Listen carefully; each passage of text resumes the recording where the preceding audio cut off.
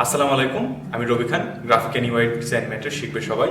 আমি এখন পর্যন্ত অলমোস্ট 1000+ স্টুডেন্ট ট্রেন আপ করেছি অ্যান্ড তারা সাকসেসফুলি ইন্টারন্যাশনাল অ্যান্ড লোকাল বড় বড় কোম্পানিতে কাজ করছেন। আমার সম্পর্কে বলতে আমি নিজে একজন ফ্রিল্যান্সার গ্রাফিক ডিজাইনার হিসেবে কাজ করছি ফাইবারে, লেভেল 2 সেলার, এবং আপওয়ার্কে আছি রাইজিং ট্যালেন্ট ব্যাচ নিয়ে। ডিজাইনে মাঝে মাঝে আমরা অনেক সময় দেখে থাকি দুই রকমের কালার একটা থেকে আরেকটা ট্রানজিশন হয় এবং দেখতে অনেক সুন্দর লাগে।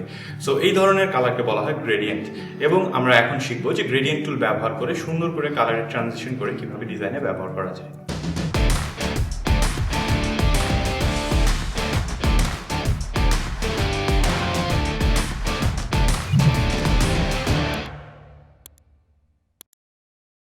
এখানে কালারটা হচ্ছে দুই ধরনের, একদিকে একটু ডার্ক, একদিকে একটু লাইট। সো সেক্ষেত্রে আমরা কি করব, আমাদের এখানে নর্মাল কালার দিলে হবে না, আমাদের গ্রেডিয়েন্ট কালার দিতে হবে। ঠিক আছে, সো গ্রেডিয়েন্ট কালার দিব কিভাবে? সো এখানটা একটা জিনিস আমাদের আগে বুঝতে হবে যে এইখানে যে কালার আছে এটাই কিন্তু এখানে আছে। ঠিক আছে, সো আমরা এখান থেকে কালার নিলেও একই কালারটা এখানে বসাতে পারবো।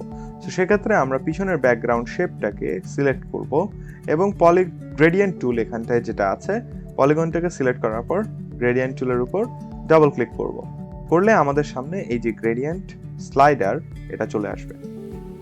এবার এই গ্রেডিয়েন্ট স্লাইডারের উপর আপনি শেপটাকে সিলেক্টেড থাকা অবস্থায় গ্রেডিয়েন্ট স্লাইডারের উপর ক্লিক করলেই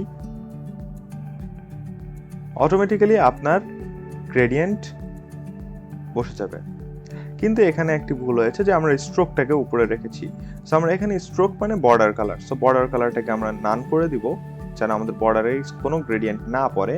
আমরা স্ট্রোক কালারের বক্সটাকে পিছনে নিয়ে ফিল কালারের বক্সটাকে সামনে নিয়ে আসবো।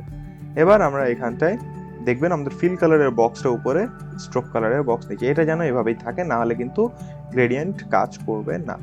এবার আমরা গ্রেডিয়েন্ট স্লাইডারের উপর ক্লিক করলেই গ্রেডিয়েন্টটা চলে আসছে, একদিকে লাইট একদিকে ডার্ক। এবার আমরা যেটা করব সেটা হচ্ছে এই গোল যে সার্কেল দেখছেন এই গোল সার্কেলের মধ্যে আমরা কালার প্লেস করতে পারবো। সো আমরা এই গোল সার্কেলের বাম পাশে যেটা এটাকে সিলেক্ট করে আইড্রপার টুল এখানেই দিয়ে দিয়েছে আমাদেরকে যেন আমরা সহজে কালার নিতে পারি।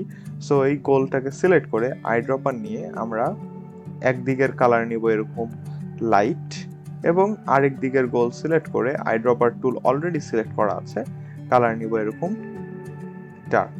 সো আমাদের এখন কালার কিন্তু একই শেপের মধ্যে দুই ধরনের। এবার আমরা সিলেকশন টুলে চলে যাই।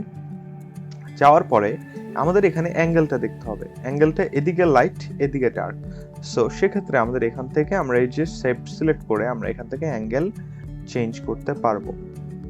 আপনি দেখেন আমাদের অ্যাঙ্গেলটা ঘুরতেছে, আমাদের ডার্ক কালার উপরে চলে গেছে, লাইট কালার নিচে চলে আসছে।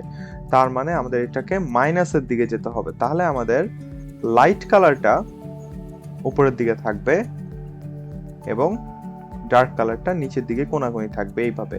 এখানে দেখেন এবার ডার্ক লাইট কালার উপরে, ডার্ক কালার নিচে।